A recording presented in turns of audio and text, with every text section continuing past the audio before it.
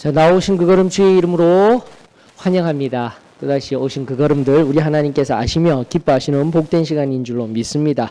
자, 오늘 나무 86번째 피 흘린 죄와 회개 후속편 계속해서 갔으면 좋겠습니다. 우리 지난번 사무엘하 11장에서 12장 말씀을 통하여서 다윗이 어떠한 부족함을, 연약함을, 나아가 죄를 범하였는지 끔찍한 죄였죠. 한마디로 말하면은 무슨 죄였습니까? 예, 바세바를 취한 것인데,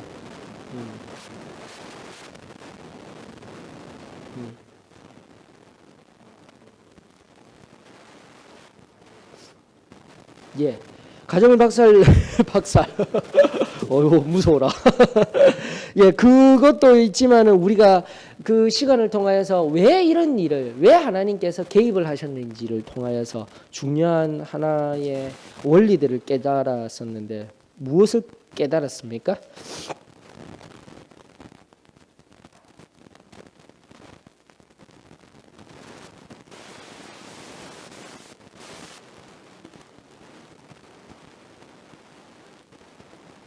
나태하고 게으르고 차례대로 나갔던 거 기억하고 계시죠? 또요?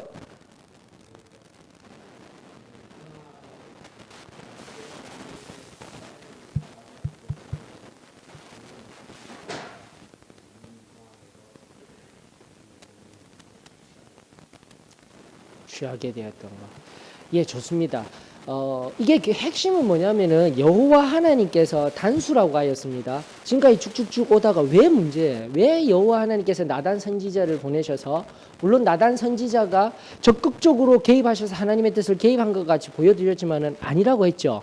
끊임없이 삶의 정황 속에서, 그 우리아의 충성 속에서 성벽 가운데 성문 앞에서 앉아서 내가 어떻게 집에 가서 편안할 수가 있습니까? 그런 상황 속에서 빨리 돌이켜야 되는데, 결정적인 건 뭐냐면 생명의 문제라는 것이었죠. 즉 우리아를 생명을 빼앗고 거기다가 누구를요? 바세바를 취하고 자기 마음대로 하였다라는 것, 우리 기억하면서 생명에 관한 문제였다는 것. 그러므로 말미암아 하나님께서 그 아들을, 바세바와 다윗 왕 사이에 나왔던 그 아들을 어떻게 하셨습니까? 그 생명을 찾아가셨다라는 것. 그러므로 말미암아 우리들 마찬가지입니다. 우리가 죄의 문제를 생각하게 될 때에 우리가 아무렇게나 조금씩 자라나던 죄이든 어떠한 죄이든 생명과 직결되어져 있는 것이 바로 죄의 문제라는 것을 깨달아 하나님이 적극적으로 개입하시기 이전에 다시 한 번 더 내 삶에 적고 작은 죄라 할지라도 빨리 거두어내어서 생명의 문제로까지 나아가 우리의 생명, 때로는 우리의 생명이 아닌 내 자녀, 내 이웃, 내 사랑하는 자들의 생명 가운데 하나님의 징계가 있지 아니하도록 죄를 두렵고 떨리는 마음으로, 물론 그 죄를 두려워하라는 것 아닙니다. 죄 앞에 하나님의 거룩을 바라보며 경외함과 두렵고 떨리는 마음으로, 그리고 죄를 멀리하여야 하는 오늘날의 우리의 걸음들, 승리의 생활가의 걸음들 우리가 잊지 아니하였으면 좋겠습니다. 자, 보셔요. 자, 다윗으로 인하여서 결국은 우리가 그 아이도 죽게 되었지만은 이제 13장으로부터 15장까지는 끔찍한 일이에요. 다윗에게 결코 일어나지 말아야 할 일들이 바로 오늘 우리가 다룰 본문 13장으로부터 15장 29절까지 흘러가게 됩니다. 과연 이 끔찍한 일들이 어떻게 해서 일어나고 있는지 살펴보고, 또 우리의 삶 가운데 우리가 또 조심하며 말씀 앞에서 우리가 하나님 앞에 겸비할 수 있는 은혜가 있었으면 좋겠습니다. 자, 그 전에 질문을 드릴게요. 여러분들, 거짓이 무엇입니까? 거짓.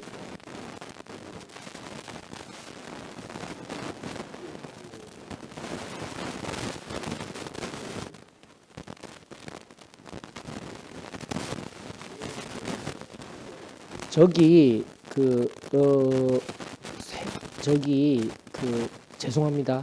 아예 왼쪽 편에 있는 거 있죠. 컴퓨터 꺼버리셔요. 왼쪽 편에 있는 컴퓨터. 아니요, 컴퓨터를 꺼버리셔요. 예, 그 컴퓨터를 가장 왼쪽에 있는 컴퓨터를 꺼버리셔요. 그것만 꺼버리셔요. 죄송합니다. 예, 계속하십시다.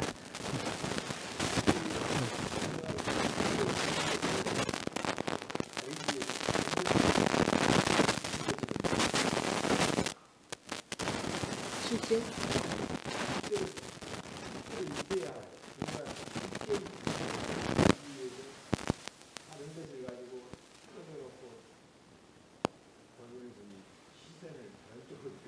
감추고 다른 쪽으로 돌리게 하는 거 좋습니다. 말씀을 아마 보면서 느끼셨던 것 같아요. 거짓의 문제. 오늘 본문석을 바라보면서 또요.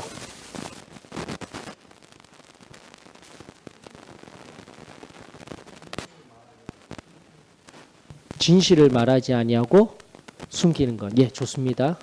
사전적인 의미인 것 같아요. 또요. 또요. 거짓.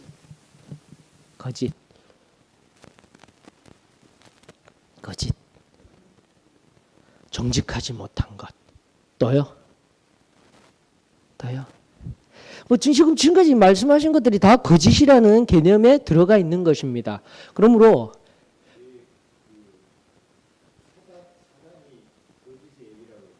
예, 거짓. 예, 사단의 특성 좋습니다. 이러면서 거짓에 대한 개념을 제가 우리들이 한번 생각해 보고요. 이제 제가 원래 드리고 싶었던 질문이 뭐냐면은 그렇다면은 우리가 거짓이라는 것이 무엇인지 대략 개념적으로 이런 것 저런 것 살펴보았는데 가장 큰 거짓이 있을까요? 큰 거짓. 거짓은 다 똑같다. 여러분들 어떻게 생각하십니까? 거짓.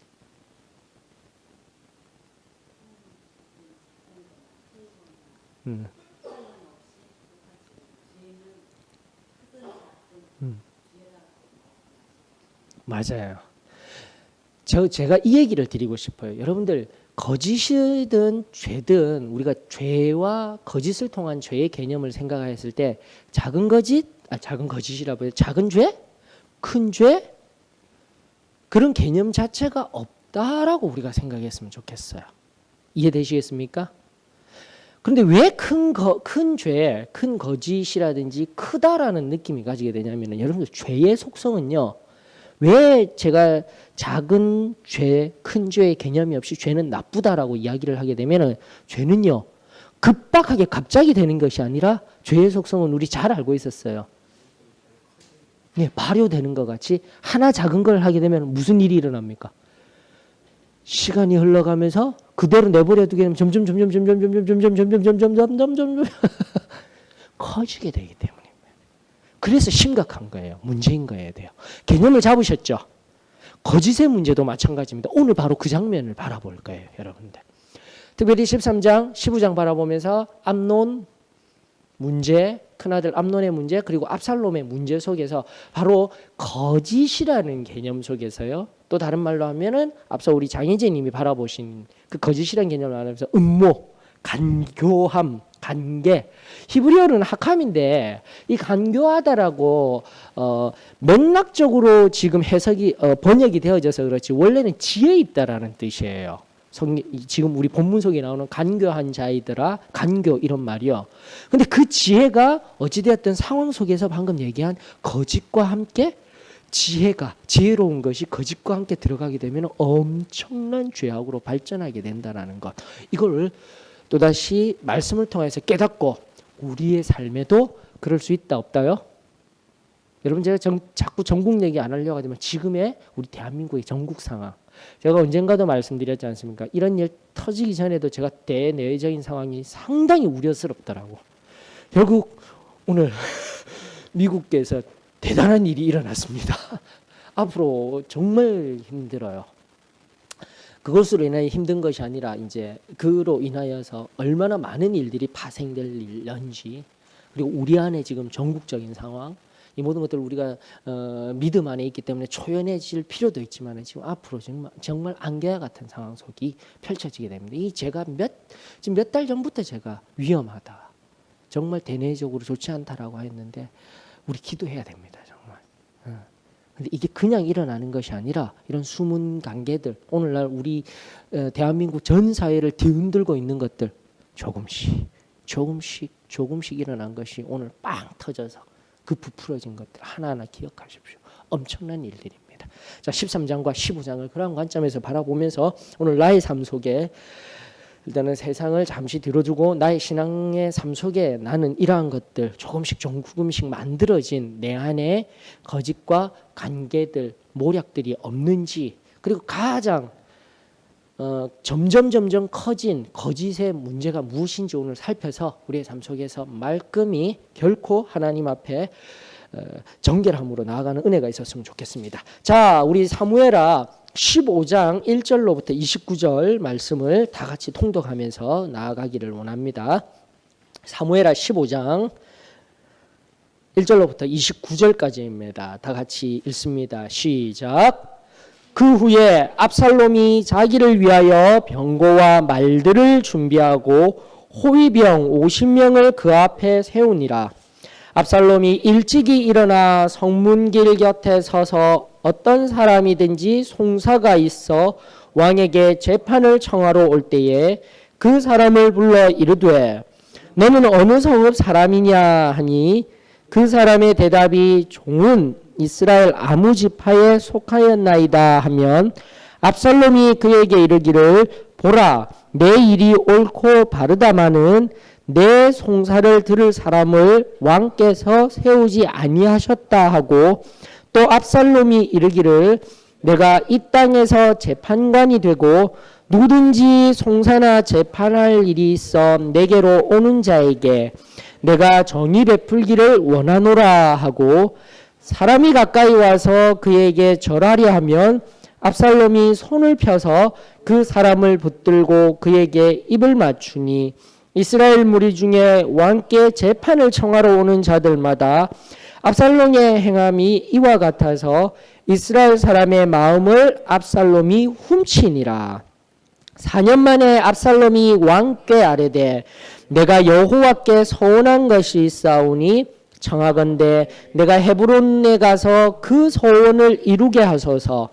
당신의 종이 아람 그술에 있을 때에 서원하기를 만일 여호와께서 반드시 나를 예루살렘으로 돌아가게 하시면 내가 여호와를 섬기리이다 하였나이다.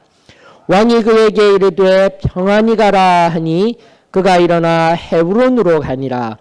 이에 압살롬이 정탐을 이스라엘 모든 지파 가운데에 두루 보내 이르기를 너희는 나팔 소리를 듣거든 곧 말하기를 압살롬이 헤브론에서 왕이 되었다 하라 하니라. 그때 청함을 받은 200명이 압살롬과 함께 예루살렘에서부터 헤브론으로 내려갔으니 그들은 압살롬이 꾸민 그 모든 일을 알지 못하고 그저 따라가기만 한 사람들이라.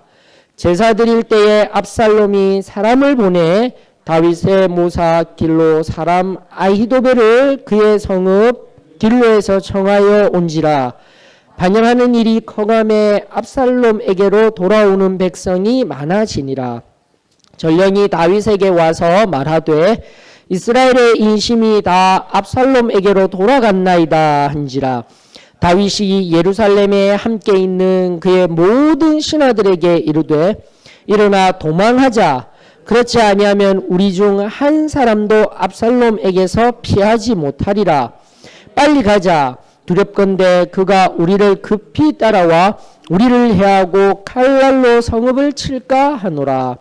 왕의 신하들이 왕께 이르되 우리 주 왕께서 하고자 하시는 대로 우리가 행하리이다. 보소서 당신의 종들이 있느냐 하더라. 왕이 나갈 때에 그의 가족을 다 따르게 하고 후궁 10명을 왕이 남겨두어 왕궁을 지키게 하니라. 왕이 나가매 모든 백성이 다 따라서 벳메르하게 이르러 멈추어 서니 그의 모든 신하들이 그의 곁으로 지나가고 모든 그렛 사람과 모든 블렛 사람과 및 왕을 따라 가드에서 온 모든 가드 사람 600명이 왕 앞으로 행진하니라. 그때 왕이 가드 사람 이때에게 이르되 어찌하여 너도 우리와 함께 가느냐? 너는 쫓겨난 나그네인이 돌아가서 왕과 함께 네 곳에 있으라. 너는 어제 왔고 나는 정처 없이 가니 오늘 어찌 너를 우리와 함께 떠돌아다니게 하리요. 너도 돌아가고 내 동포들도 데려가라. 은혜와 진리가 너와 함께 있기를 원하노라 하니라.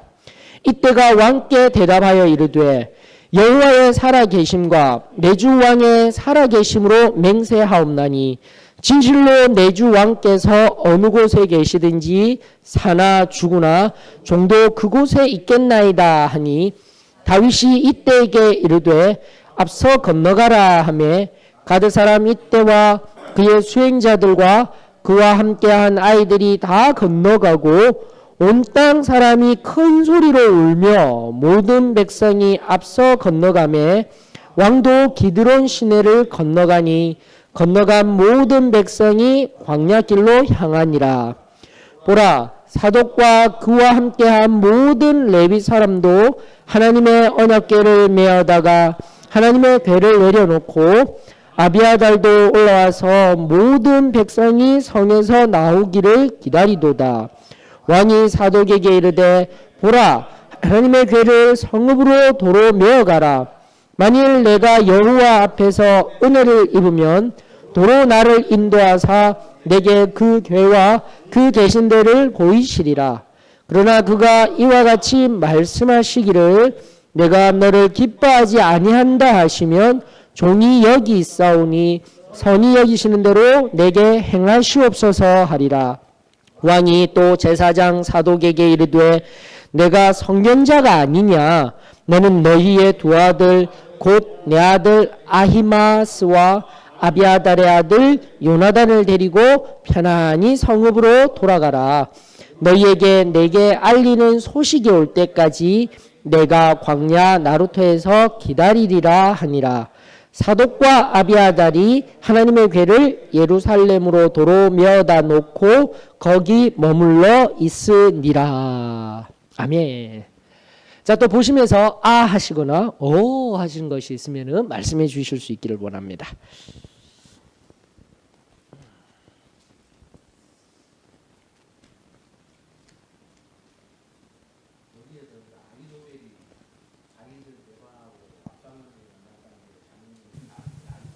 왜 배반했냐고 물어보는데 제가 지금 읽는 중에 아히도벨이 압살롬이 배반할 거라고 생각하지 않고 압살롬을 따라간 것인가 아닌가 이렇게 자기도 모르는 사이에 가게 된 것이 아닌가 그런 생각이 드는데 맞습니까? 아닙니까?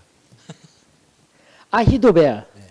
아히도벨은 철저하게 압살롬의 모사입니다. 예, 처음부터 그랬습니다. 네.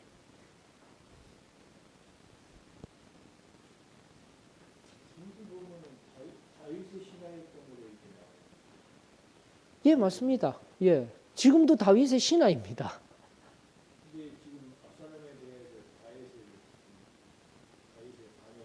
예. 그래서 결국은 나중에 후세와의 계략 싸움에서 자신의 말을 듣지 않음으로 말미암아 이제 끝이 났구나 조용히 내려가서 자기 고향에서 자살하죠. 자기가 그 밑에 2인자로서 권력을 잡고 싶은 욕심이 있어요. 아히도벨. 그렇게 바라보시면 됩니다.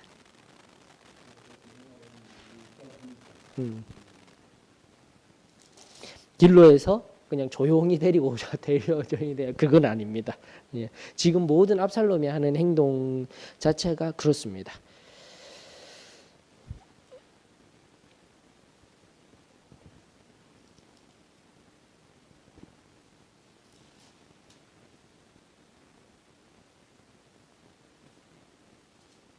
또요? 또 질문이 있으시거나 이거는 좀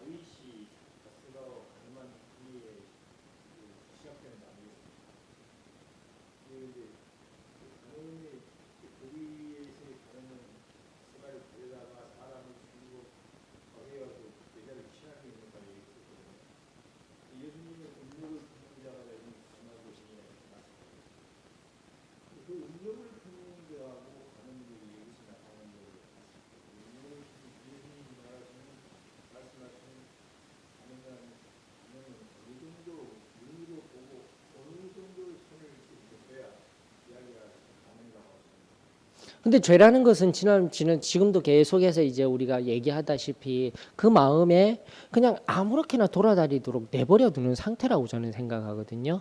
그리고 성경적인 말씀도 거기에 동일합니다. 죄는 다스려져야 할 것입니다. 어느 정도 그걸 딱 봤을 때 처음 봤을 때 그때부터 죄 이렇게 단정 지을 수 있는 게 아닙니다. 저는 그 지금 방금 하신 것이 지극히 이제 나쁜 의도가 아니라 어린아이와 같은 질문이라고 생각하거든요. 어린아이에게 이렇게는 하면 안 돼, 이렇게 해야 돼, 이건 하면 안 돼, 이렇게 해야 돼라는 것과 똑같은 거라고 생각해요. 죄 문제도 마찬가지입니다. 지금 내가 음욕을 품고 바라보는 것을 간음이라 해야 돼요. 어느 정도까지 있는지는 우리가 찾을 수 없는 영역이기 때문에 그 부분을 어느 정도라고라는 말의 의미를 좀 더 확실하게 얘기하면 내가 그것을 앞서도 말씀드린 바와 같이 그 처음 마음이 들었을 때 그것을 그냥 내버려 두고 계속 빠져가게끔 만드는 것 그런 상태 정도로 바라보는 게 좋지 않을까 하는 생각입니다. 그것은 누가 기준으로 이것이 죄입니다라고 간음죄입니다라고 하기에는 성경도 우리들에게 알려주는 바도 없을 뿐더러 우리의 상태 큰 상황 속에서 정해야 될 것 같습니다. 괜찮으시죠? 또 다른 부분들요.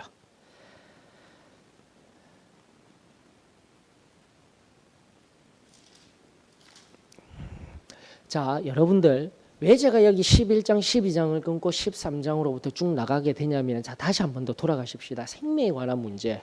그리고 거짓말이 나만 거짓을 하고 해 나가는 것이 아니라 그 생명을 다루면서 점점 더 어떻게 됐습니까? 이 사람, 저 사람도 함께 이런 모략 속에 들어가게 만들었다라는 거죠.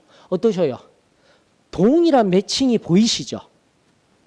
쉽게 생각하시면 되는 겁니다. 이 13장부터 15장까지의 이 사건을 바라보면서요. 다윗이 여러분들의 생각에는 어떠하게 여겨집니까? 질문을 직접적으로 드릴게요. 이 13장과 15장 암논이 다말을 사랑하였다가 동침하고 버리고 압살롬이 또 그것을 눈여겨보고 품고 있다가 반역까지 가는 이 모든 장면 속에서 다윗이 여러분들 바라볼 때 다른 사람 말고 다윗이 어떠하게 성경 속에서 등장하고 있습니까? 여러분들이 바라본 다윗의 모습.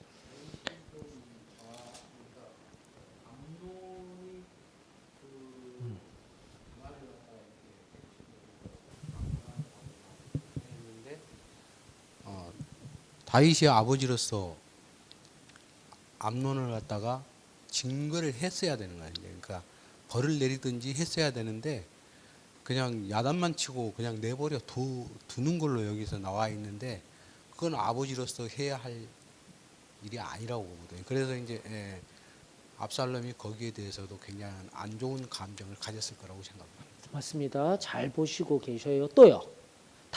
다윗을 중심으로 한번 이 장면들을 한번 바라보십시다. 다윗이 왕으로서 지금 일을 하고 있었거든요. 다시 하나님이 그 용서해가지고 왕을 앉아 있었거든요. 그러면 그 자식들이라지만은 왕으로서 그 해야 할 일이 있었다고 생각합니다. 왕으로서 그들을 처리를 해야 할 것인데 그것을 좀 왕으로서 좀 그 소홀히 한 것 같고요. 그리고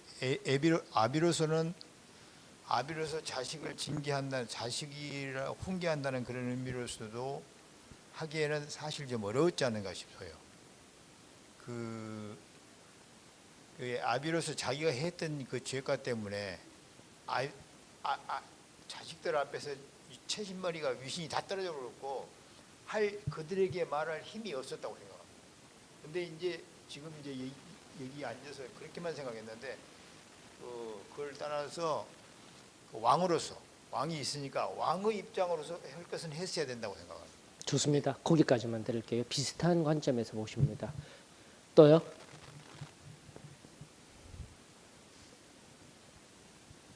괜찮습니다. 자꾸 말씀을 통해서 내가 바라본 것들 이제는 계속해서 우리가 관찰 작업을 하고 있고 또 그 관찰에 의한 해석이 나와야 되고요.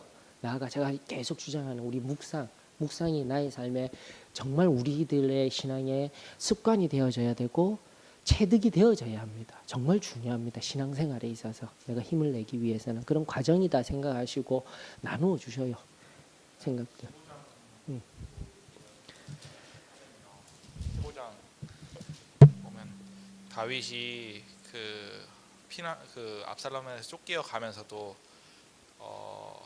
다윗은 하나님께 여호와 앞에서 은혜를 입으면 그 하나님을 바라보는 그런 태도를 가지는 반면에 압살롬은 그 여호와께 선원이 있다고 하고 거짓말을 하면서 오히려 그 하나님의 이름을 이용하며 그 거짓말을 한 거죠. 왕에 대해 반역을 하기 위해서.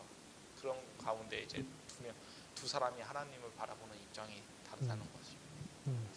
두 사람의 입장이 다르다. 한 명은 하나님의 이름을 이용하고 한 명은 쫓겨가는 가운데 긴박한 좋아요. 가운데서도 하나님을 바라보는. 맞아요. 자, 이제 어느 정도 나올 만한 거는 다 나왔는데 여러분들 이게 철저한 겁니다. 11장, 12장은 악한 일을 꾸미는 주된 사람이 누구죠? 다윗. 그로 인하여서 모압도 이 악한 일에 개입을 하게 되었고요. 바세바도 철저한 피해자라고 하였습니다. 피해자이지만 이제는 나중에 하나님이 그 아이가 죽고 난 뒤에 다시금 정실 부인이 되면서 하였지만 그 전까지 철저하게 피해자로서의 우리야, 바세바 그리고 요압, 다윗 이 네 인물의 관계들 속에서 여러분들이 11장, 12장을 바라보면서 계속적으로 피해를 주는 사람, 피해를 입는 사람이 나오는데 13장부터 15장까지는요. 피해를 입고 있는 사람이 바로 다윗이에요. 이게 발견되어져야 됩니다. 왜일까요?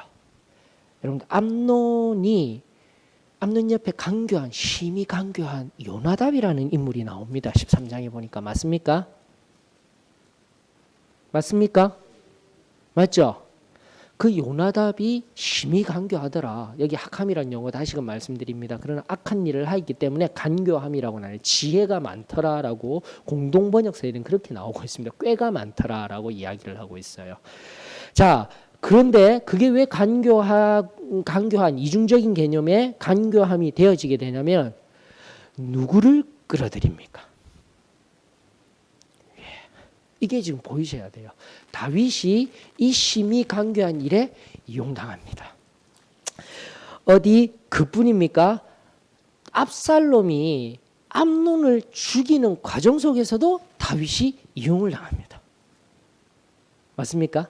성경 한번 찾아볼까요? 일단은 여기 13절에 보면 되면은 4절로부터 5절까지 맞죠? 5절까지의 얘기가 바로 다윗을 이용하여서 다말을 부르게 하는 요나답의 관계예요. 모르고 다윗은 갑니다. 그리고 압살롬의 경우도 마찬가지입니다. 그 일이 있고 난 후 23절에 보니까 다말을 취하고 난 뒤에 21절에 압살롬이 아무 말 안 하고 2년이 지난 후에 양털 깎는다 하면서 누구에게 먼저 찾아갑니까? 왕 다윗에게 먼저 갑니다. 근데 이 이제 맥락을 살펴보게 되면은 국정을 살피고 신하들과 함께 자신 털 깎는데 오라는 거예요. 안 될 일인 겁니다. 안 될 일을 미리 만들고 있어요. 여러분들 이제는요 숨은 계략들 다윗이 처음 모략을 꾸몄던 것이요. 이제는 왕국 자기 자녀들에게 하나하나 계략들 좋지 않은 일들 온갖 거짓말들이 어떻게 돼가는 게 보이시는 거예요. 커져가고 있어요. 이게 죄라는 것이에요. 그래서 제가 계속해서 지금 그 집단 문화에 관해서 군집성이라는 이름의 집단적인 문화적인 부분에 관해서 제가 또 계속 살펴드리고 있는데 교회 안에서도 마찬가지예요, 여러분들. 어떤 교회는 정말로 건강하게 아름답게 나아가는 교회가 있는데 어떤 교회는 그렇지 못한 것. 분명히 교회인데도 왜 그럴까요? 이런 부분에서 고민을 좀 해봐야 된다는 겁니다. 전체적인 나 개별적인 죄의 문제가 아니라 전체적인 죄의 문제에 대해서 또 문화적인 것에 대해서 우리가 한번 고민을 해봐야 되는 거예요. 점점 더 확산되어지고 아무렇지도 않게 되어져가는 겁니다. 다윗이 이용당하고 있습니다. 그러면서 나는 절대 신하 못 간다. 압살롬 미안해 하고 있는데 그러면 맞죠? 진정으로 원하는가? 암논 세자 암논이라도 좀 보내주십시오. 그 얘기하려는 거예요, 여러분들. 그렇게 만들고 있는 거예요. 그래서 또 누가 가라고 합니까? 다윗이 또 암논 보내지 않습니까? 다말 보내고요. 피해 있게 하고 그 명령을 내린 사람이 누구예요? 다윗이었습니다. 여러분들. 자기가 모압을 끌어들여서 만든 것과 같이 결국 나중에 모압에 의하여서 압살롬 다시 부르죠. 이 모든 속고 속이는 과정 가운데 철저하게 11장 12장에서는 자신이 이용하고 했던 그 모든 것들이 13, 15장에서는 철저하게 자신이 뭘 당하고 있는 거예요? 이용 당하고 있다라는 것도 알고 있고 그 속에서 하나님 앞에 정말 중요한 것은 무엇이냐면 다윗만 초점을 맞추면 다윗은 철저하게 그 하나님의 뜻 앞에 순복하고 있는 걸 발견하실 수 있어요. 다윗은 절대 나쁜 사람이 아니에요. 13장부터 15장에 나오는 것은. 이게 핵심입니다, 여러분들. 물론 암논의 경우 있죠. 암논의 경우. 그리고 이게 철저하게 유비 관계에 있어요. 암논의 다말을 범하는 장면과 압살롬이 점점 더 거짓을 이끌어 나아가는 성속에서 다윗이요. 계속해서 이용당하는 장면도 있지만은 다윗의 반응도 유비예요. 무슨 말이냐면은 앞서도 암논이 그런 일을 했을 때 성경 13장 21절로 가보셔요. 다윗이 어떻게 하였다라고 하였습니까? 그 소식을 듣고 난 후에 끝난 거예요. 맞죠? 심히 노하면서 그 전날 자신의 모습 밧세바를 강탈하였던 그 모습 속에서 자신이 판단자가 될 수가 없는 거예요. 수동적인 자세로 갔던 거예요. 이 정말 하나님 앞에 바르게 했었어야 되는데 그렇게 못하는 거예요. 왜? 자기의 죄악 때문에. 이게 바로 죄의 문제라는 겁니다, 여러분들. 잘 말씀하셨어요. 어떤 분은 얘기하려 왕으로서 해야 됐는데 아니 오히려 더 에베소서 제가 6장 4절 이번에도 설교하면서 알려드렸죠. 에베소서 6장 4절에 아비들아 자녀들을 노엽게 하지 말라. 다만 하나님의 주님의 교훈과 훈계로 양육하라라는 거예요. 했었어야 돼요. 훈계가 있었어야 돼요. 근데 심히 노함으로 말미암아 그 심히 노하고 이 일을 끝낸 것은 자기의 무엇 때문이에요? 지난날에 죄악들. 이미 나단 선지자 앞에서 신하들 앞에서 다 내가 죄입니다 하고 다 알아요. 신하들뿐만이 아니라 온 나라가 다 아는 사실이 되어버렸어요. 암논이 이런 일 벌였다고 함부로 이야기할 수 없는 지금 다윗의 공공한 처지. 무엇 때문입니까? 죄 때문인 거예요. 심각하게 바라봐야 되는 거예요. 자, 그런데 그의 반면에 압살롬이 바로 암논을 딱 다 죽여버리고 끝내놨어요. 맞죠? 여러분들. 그래 놓았는데 압살롬이 암논을 초대하고 그 모든 왕자들을 초대하였을 때 무슨 일이 일어납니까? 다 죽인 줄 알았었잖아요, 다윗은. 맞습니까? 다 죽였다고 소문이 나서 원래는 그 소문이 아닌데 다 죽은 줄 알았었지만은 암논만 죽은 줄 알고 또 다윗의 마음속에 내가 또 잘못하였구나라는 게 이 죄로 인하여서 잘못하였구나라는 거라고 하면서 철저하게 하나님 앞에 그는 옛적 그 죄로 인하여 근데 그 죄를 완전히 지금 끊어냈었어야 되는데 못 끊어내고 있는 지금 다윗의 모습을 보셔야 되는 거예요, 여러분들. 하나님 앞에서요. 그리고 나서 그가 할 수밖에 없었던 것은 암논이 죽고 난 뒤에 그 압살롬, 그렇게 한 압살롬을 이해하며 아파하며 또다시 그술이라는 이름 없는 땅, 물론 사무엘하 3장 3절에 보면은 그술이 어느 땅이냐면은 자기 외조부, 그러니까 압살롬의 외조부의 땅이에요. 이스라엘 북동부 아람 지역 쪽에 있습니다. 그 땅으로 자기가 빌붙일 곳, 외할아버지한테 간 거예요. 달매가 외할아버지예요, 외할아버지. 그렇게 갔지만은 그 영혼이 너무 불쌍한 거예요. 긍휼한 마음. 그 영혼에 대해서, 그 영혼이 앞으로 갈 일들에 대해서 보니까 내가 예전에 했던 모습 때문에 또다시 이 죄로 인하여서 하나님 앞에 징계가 있을 텐데 아파하고 힘들어하는 모습은 있지만 이제 14장으로 넘어가 보면 결국 또 요압에 의하여서 또 한 여인의 드고아의 여인을 통하여서 데리고 오죠. 압살롬 데려오죠. 그런데 압살롬을 데리고 와서 그가 또 행하는 것은 그때는 아버지같이 왕같이 행동하는 거예요. 어떻게 합니까? 14장 24절 한번 보세요. 왔어요. 데리고까지는 왔어요. 그 전에 13장 37절로부터 39절, 37, 39절의 말씀에 보면 다윗의 왕의 마음이 압살롬을 향하여 간절하다 되어 있죠. 맞죠? 이런 말씀들 잘 봐야 합니다. 37절 압살롬은 도망하여 그수랑 암미울의 아들 달메에게로 갔고, 다시 한번 더 사무엘하 3장 3절에 보면은 달메가 누구라고요? 예, 외할아버지라고 되어져 있습니다. 맞죠? 딸 이름 나오고 있죠. 다윗과 결혼한 딸 이름 나오고 있기 때문에 압살롬의 외할아버지였다라는 거. 그래서 그술로 갑니다라는 거. 그래서 다윗은 날마다 누구를요? 그의 아들로 말미암아 슬퍼하니라. 이유는 간단합니다. 바로 자신의 과거에 있던 그 죄가 지금도 이 아들에게 이루어져 가고 있으며 풀지 못하고 계속 되어져 나아가는 것을 다윗은 알고 아파하고 힘들어하고 있는 거예요. 자, 그런데 14장 24절 요압에 의하여서 나온 압살롬을 어떻게 대우합니까? 앞전에는 암논이 그런 일을 할 때 심히 화만 났지만은 결국은 암논은 그 다음에 무슨 행정적인 어떠한 죄제를 전혀 받지 아니한 것 같아요. 성경 속에서 살펴보니까 그냥 내버려뒀어요. 그런데 지금은요, 압살롬은요. 24절 보세요. 14장 24절. 왕이 이르되 그를 내 얼굴을 볼 수 없게 하라. 이 말의 의미는 다른 건 아니면 내가 가택연금하는 거예요.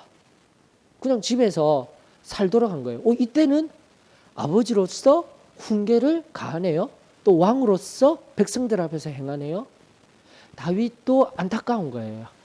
이 죄, 이 문제를 관해서 처음에 암논을 잘 못 다루었다는 것을 또 알았기 때문에 자기의 부족함과 연약함, 철저하게 수동적인 자세로 택하였던 것을 깨달아 알았기 때문에 다시금 지금은 그나마 이 압살롬이 바로 설 수 있도록 그 마음을 바르게 잡을 수 있도록 훈계함으로써 나아가게 만들더라는 거예요. 다윗은 철저하게 하나님 앞에 하나님의 뜻을 이루어 가도록 만듭니다. 여러분, 그러면서요, 지금 15장 본문 속에 있었던, 자, 이제는 압살롬이 또다시 반역하러 나아가는 그 장면 속에 압살롬 헤브론으로 나아갈 때 또 누가 명령합니까? 편안히 가라. 이미 지난주 강해 때 나온 말과 같이 15장 7절로부터 9절에 보면 또 압살롬이 이제는 거짓, 정명훈 형제가 잘 발견하여서 지금까지의 거짓은 사람들끼리 속이고 사람들을 이용하고 했었는데 이젠 정말 잘못된 거짓 하나 나오네요. 하나님을 빙자한 거짓이 나오는 거예요.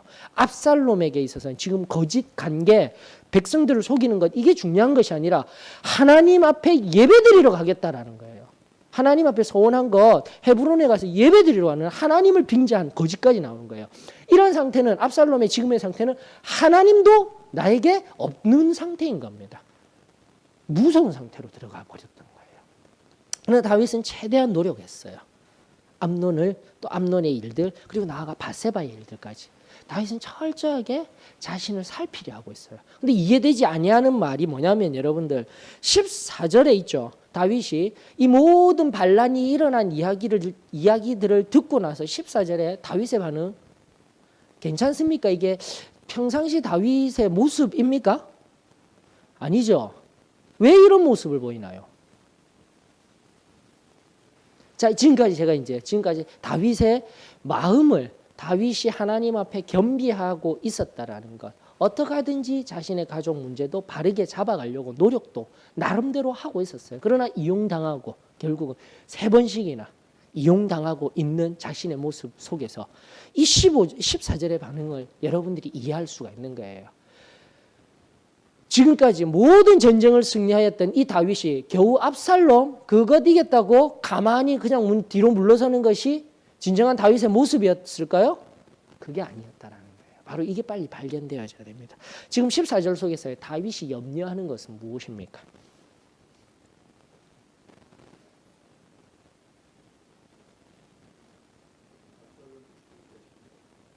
압살롬이 죽을까 싶어서. 또요.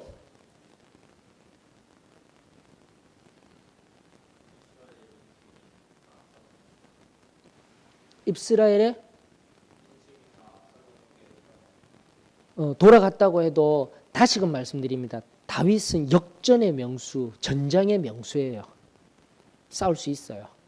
자, 그래서 14절 받았을 때 빨리 도망가자. 가자 이 말의 의미는 다른 것이 아니에요. 지금 14절을 통해서 마지막 하반절에 보면 가장 두려워하는 것은, 지금 다윗이 두려워하는 것은 이 전쟁으로 말미암아 우리라고 되어져 있는 백성과 이제 겨우 이 주변 국가들 속에서 겨우 다져놓은 예루살렘 성읍이 무너지는 게 겁이 나는 거예요.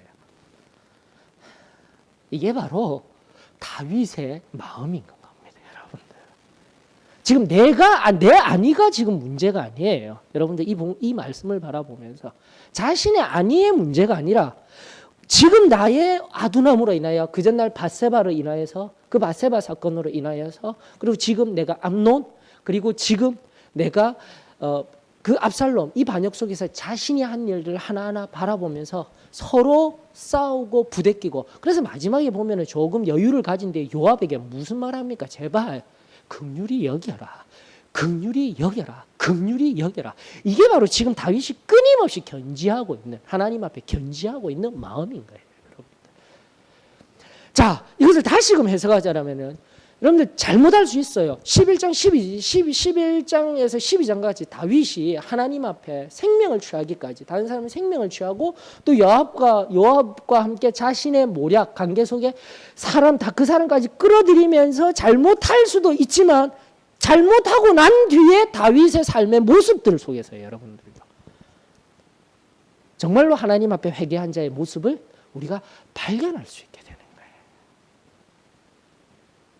근데 오늘날 은혜 시대를 살아가고 있는 오늘날의 시대성 속에서 이미 우리에게도 신학적으로 존재론적 인생에 관한, 죄인이 의인화되는 이 믿음에 관한 이런 신학적 정황 속에서요, 신앙적 정황 속에서 은혜로 말미암은 구원이 오늘날 우리들 가운데 좀 더 깊이 살펴야 할 부분이지만은 그것이 너무 무분별하게, 너무 값싸다라는 말이 아니라 이 정말 아무렇게나 단순하게 선포되어지고 이루어지고 있는 이 모습을 바라보면서 오늘 본문이 다윗의 모습이 우리들에게 많은 것을 던져주고 있는 거예요.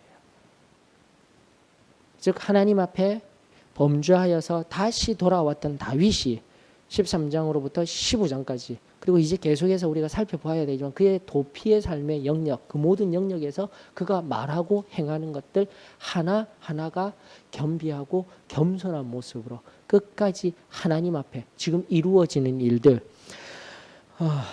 여러분들 보셔요. 그래서 그 벳메르학이라는 15장 17절에 이 벳메르학은 멀리 있는 다윗의 별궁이에요. 거기까지 가족들과 함께 온 뒤에 신하들 먼저 보내잖아요. 신하들 먼저 막 보내면서 그들의 안위를 먼저 살피는 거예요. 여러분들 앞서가는 거예요. 그들을 먼저 앞서가게 만들고, 이때라는 사람이 보이네요. 이때 맞죠? 근데 이때가 나중에 보게 되면은 거의 요압과 함께 3분의 1 군수권을 가지는 사람이 됩니다. 얼마 전에 가드 사람으로서, 그 당시 이스라엘의 대적이었던 블레셋의 가드 사람으로서 얼마 전에 온 자일 뿐이에요. 용병일 뿐이에요. 근데 그 사람을 또다시 긍휼한 마음으로, 왜 여기 있느냐, 너 그냥 너희 나라로 가든지, 괜시리 이 나라 왔다가 나 섬기러 왔다가, 얼마 전에 섬기러 왔다가 괜시리 우리나라 내전에 끼어서 죽게 되었구나, 험한 꼴을 당하게 되었구나, 너 빨리 돌아가, 긍휼한 마음. 근데 이때가 뭐라고 이야기합니까? 아닙니다, 저의 주인은 당신입니다, 여호와 하나님이십니다. 그러자 그 이때를 또 같이 함께 보내는 마음. 철저하게 다윗은 지금 자기의 사람, 자기의 백성, 자신의 죄로 인하여서, 자신의 집안의 문제로 인하여서 백성들이 다치지 아니하기를 원하는 간절한 마음을 우리가 이제 깨달을 수 있어야 한다라는 거죠. 그리고 25절로부터 다시금 사독과 아비아달이 24절로부터 보니까 사독과 아비아달이 하나님의 궤를 가지고 따라오려고 할 때에 무엇이라고 합니까? 왜 이러느냐? 다시금 가라고 이야기하죠. 그런데 이 모든 다윗의 지금 말 속에 지금 다윗의 압살롬의 반역 이후의 말 속에서는요, 자기 자신을 철저히 낮추어서 이것이 다 나의 문제입니다, 내 탓입니다 라는 지도자의 모습이 그려져 있는 것을 우리는 우리들에게 적용할 수 있어야 한다라고 저는 믿습니다.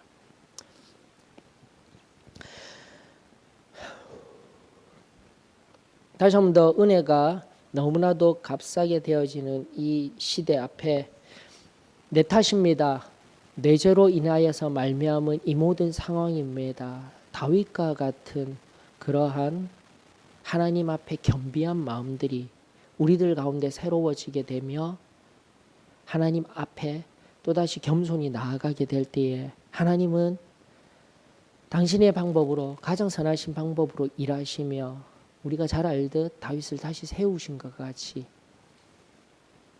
하나님의 놀라운 부흥의 역사가, 은혜의 역사가 새롭게 저는 일어서게 될 줄로 믿습니다.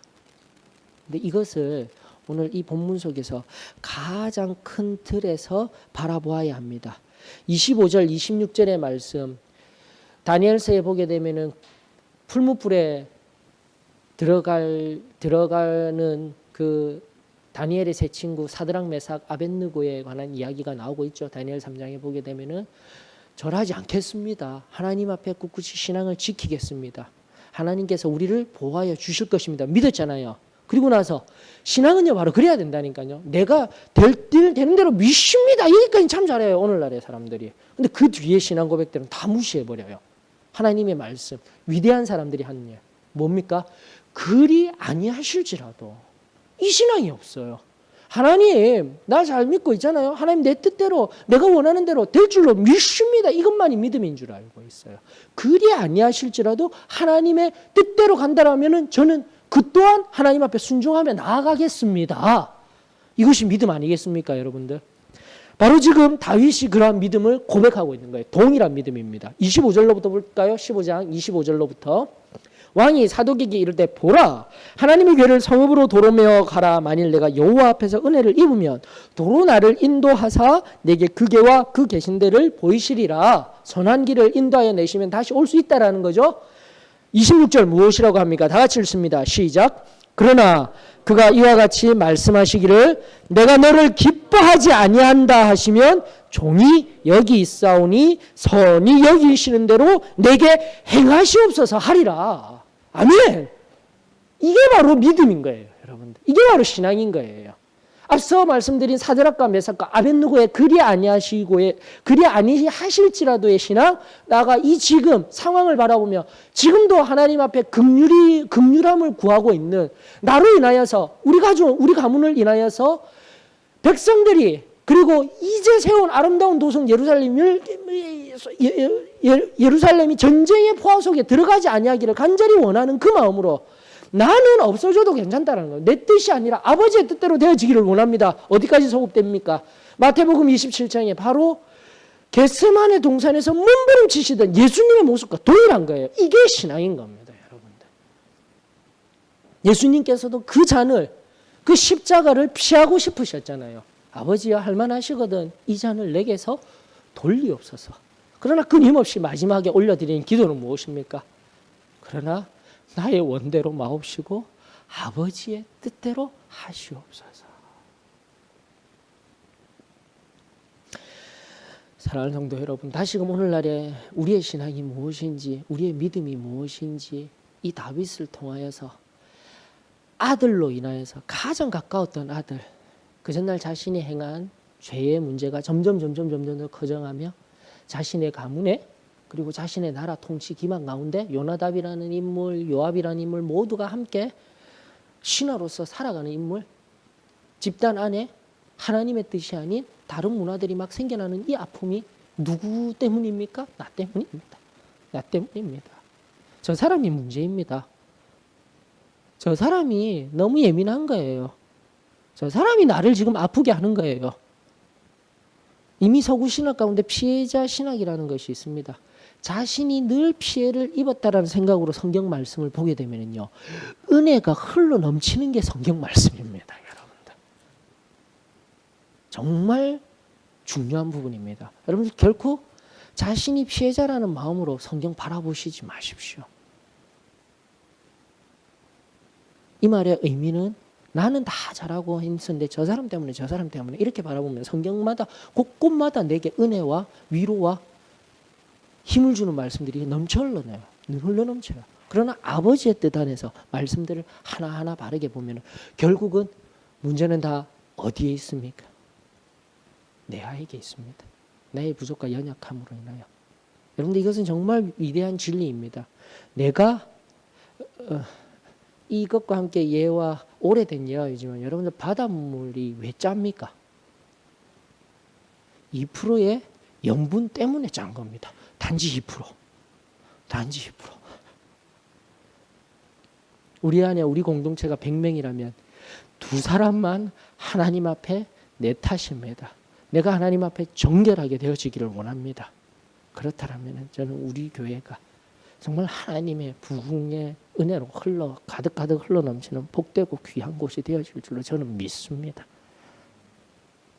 다시 한번 더 이 말씀 앞에서 내가 하나님 앞에 겸비하여 하나님의 긍휼을 덧입으며 나의 뜻이 아닌 내가 원하는 것들 그리고 우리가 나아가야 할 것들이 있지만 아버지의 뜻대로 우리 교회가 나의 삶이 하나님 앞에 세워져 있기를 원합니다.